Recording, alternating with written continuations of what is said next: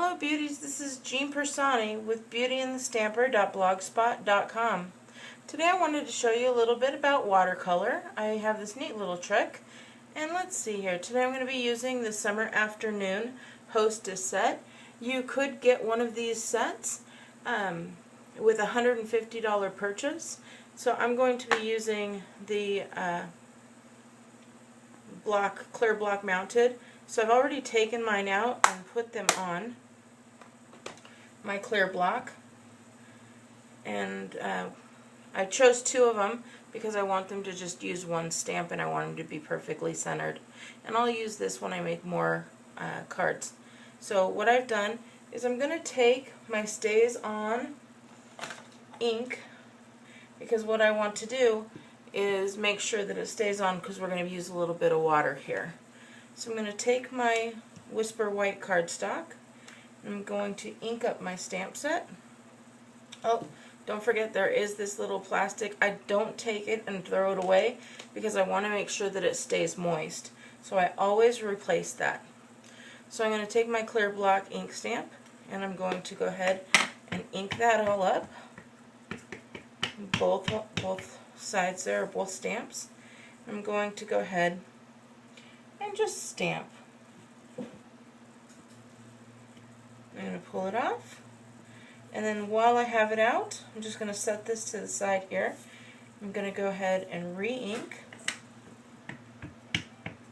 and really all I need to do is re-ink the little corner that I'm going to want to use. As you can see, this little piece is much smaller. So I'm going to take that, and let's go right about here. And again, you can see that I did not use the entire stamp, only a portion, and I'll show you why in just a bit. So I'm going to go ahead and cover this back on, because we want to keep it moist again, so next time I use it, it's all nice and moist, not dried out. Okay, so this one has been to the side, and I'm just going to leave it because I'm going to use that for my card. I've got the Stampin' Up watercolor pencils here, and that's what I'm going to do. I'm going to basically, just like you learned in kindergarten, we're going to go ahead and color these. So what I'm going to do is the terracotta pot. I'm going to give it a little bit of burgundy. So I don't need to put a lot. I'm just going to go kind of where I want a little bit darker, maybe a little bit lighter for shading purposes, and that's going to be my pot. Then I'm going to go ahead and get my garden greenish color out, and I want to take care of my, what kind of plant is this? I don't think it's a fern, but we'll go ahead and color this guy in too. Again, doesn't have to be all over, just a few lines here and there where I may want it.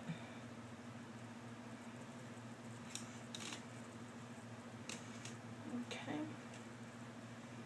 we're going to go ahead and take the chocolate chip type color, and we're going to color in the swing.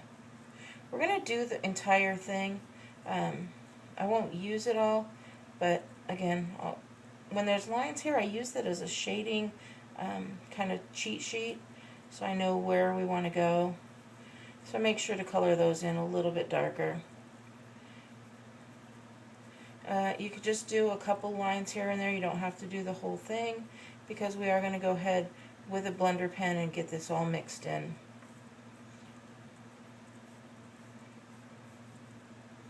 Okay. Of course, you can't have a nice swing set here without some grass. So I'm going to go ahead and color in the grass. I do know that I want a lot of greenish color, so I'm going to not only do a little bit of shading all over. Again, this doesn't have to be perfect, because we're going to go over it with water. But I do know that I want the grass, again, use it as shading. So I'm going to go over it a little bit darker here. Okay.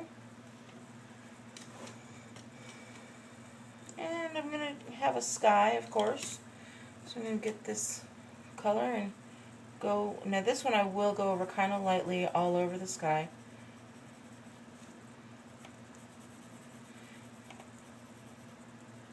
and all all the places because of course there's sky all around.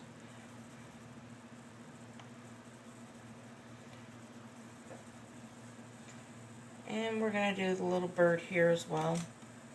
And we'll make the bird a little red color. How about that?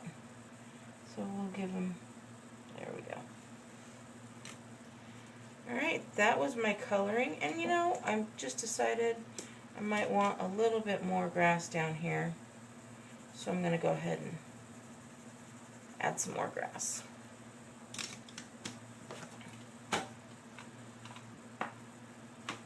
Now I'm going to take my blender pen. I want to make sure there's no color on it, so I just wiggle it around on some paper here. And I'm going to go ahead and just start coloring in as if I were a wonderful artist and painter.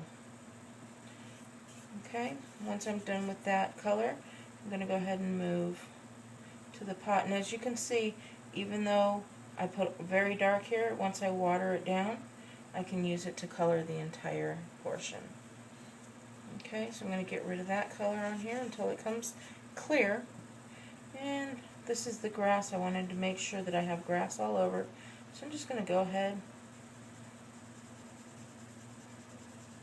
and do the entire grass area.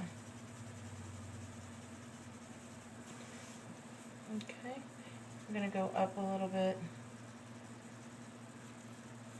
and then we're going to move right into the sky here.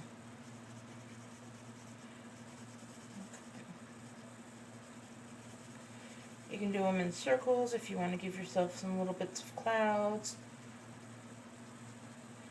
Make sure you don't go into your wood area because that will grab that color as well and start bringing it in. Okay, let's get that little bird colored up. Give him a nice little bit of color pop there. And then we're going to go ahead and move on to the swing. Just kind of, doesn't have to be perfect. This is going to give you a watercolor effect, so you do want it to go a little bit outside the lines. I mean, that's what happens with the watercolors.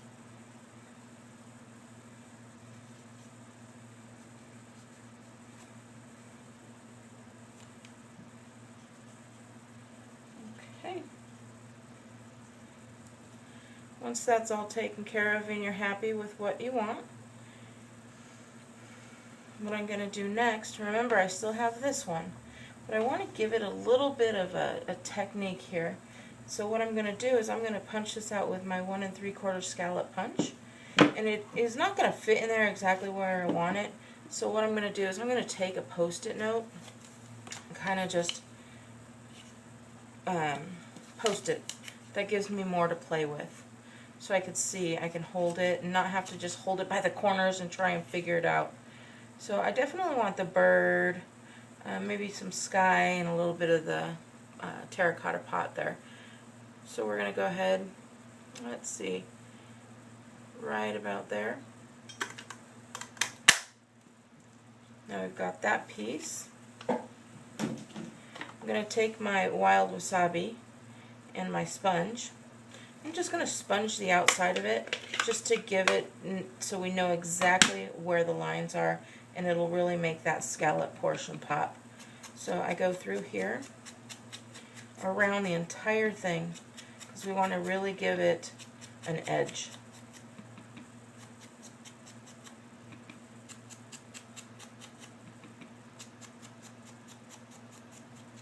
Okay, after you've gone through the entire scallop, what we want to do is we want to take our adhesive.